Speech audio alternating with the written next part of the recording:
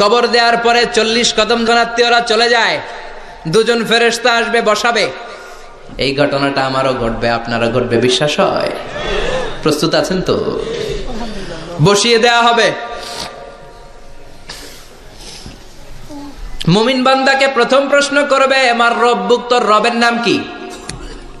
মুমিন বান্দা বলিষ্ঠ কণ্ঠে বলে দিবে, আল্লাহ আমার রব, এই রবই আমার সব। পড়ে, আল্লাহ আমার রব, এই রবই আমার সব। পড়েন আমিন। আমরা যেন আল্লাহ বলিষ্ঠ কণ্ঠে বলতে পারি, আল্লাহ আমার রব, তুমি কবুল করো। পড়েন আমিন। প্রথম প্রশ্ন খালাস।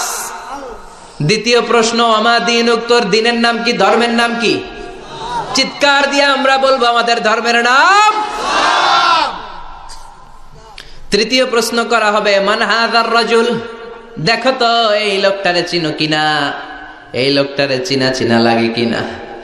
আমরা বলবো, চিনি মানি, এই লোকের জন্য আমরা দুনিয়াতে সব করতে রাজি ছিলাম। এই লোকের জন্য আমরা দেহের প্রাণ ঢালা উচ্ছ্বাস ছিল আমাদের হৃদয়ে।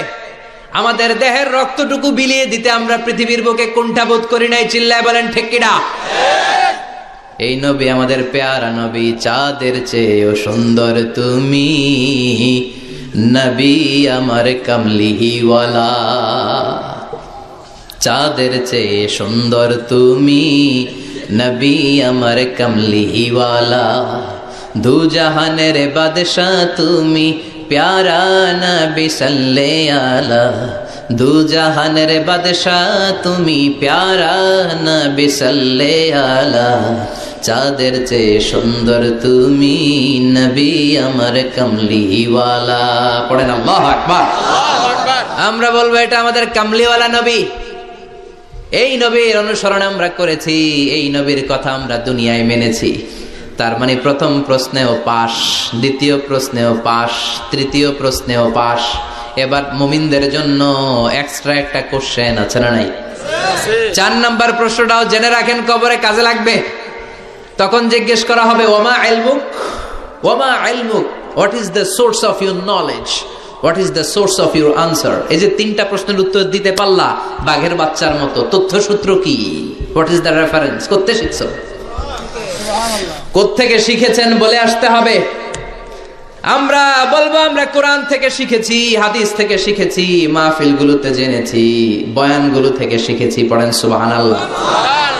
4টা প্রশ্নের উত্তর যখন আপনি দিয়ে দিবেন, ফেরেশতারা বলবে আহলান ওয়া সাহলান, কংগ্রাচুলেশন। কি বলবে? আহলান ওয়া সাহলান, মানে কংগ্রাচুলেশন, খোশ আমদেদ, খোশ আমদেদ, খোশ আমদেদ। ওয়ায়ুফসাহু লাহু কবরুহু 70 যিরান, কবরটারে 70 হাত লম্বা করে দেয়া হবে। ওয়ায়ুফতাহু লাহু বাবুন ইলাল জান্নাহ, জান্নাতের দিকে একটা দরজা সেট করে দেয়া হবে। ওই জায়গা দিয়ে, দরজা দিয়ে জান্নাতের এয়ার কন্ডিশনের ঘরগুলো থেকে ঠান্ডা হিমেল বাতাস আর সুগন্ধ এসে কবরটারে আমোদ করে দিবে।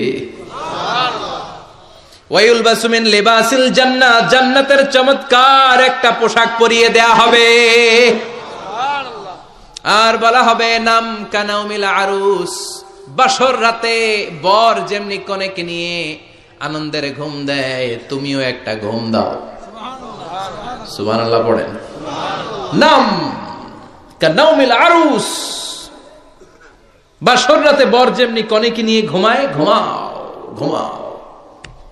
মধুর একটা ঘুম আপনার সেদিন হবে। ইসরাফিলের সিঙ্গার আওয়াজ, ওই হুইসেল বাজার আগ পর্যন্ত ওই ঘুম কেউ আপনার ভাঙাতে পারবে না।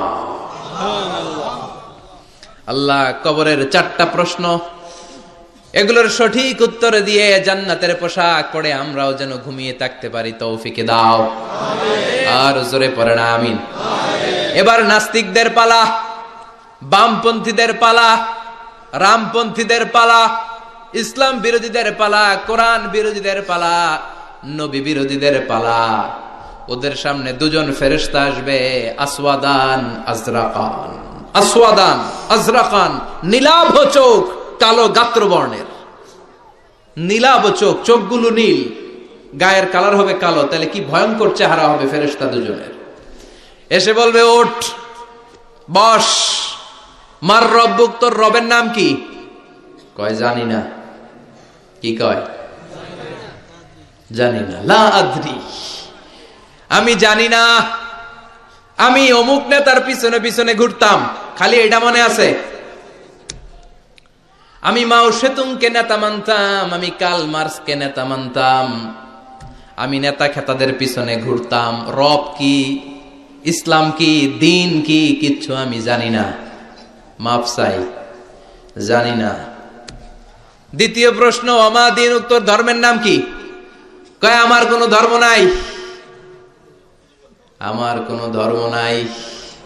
আমি হলাম নাস্তিক। আমি কি? কথা বলেন, আমি কি?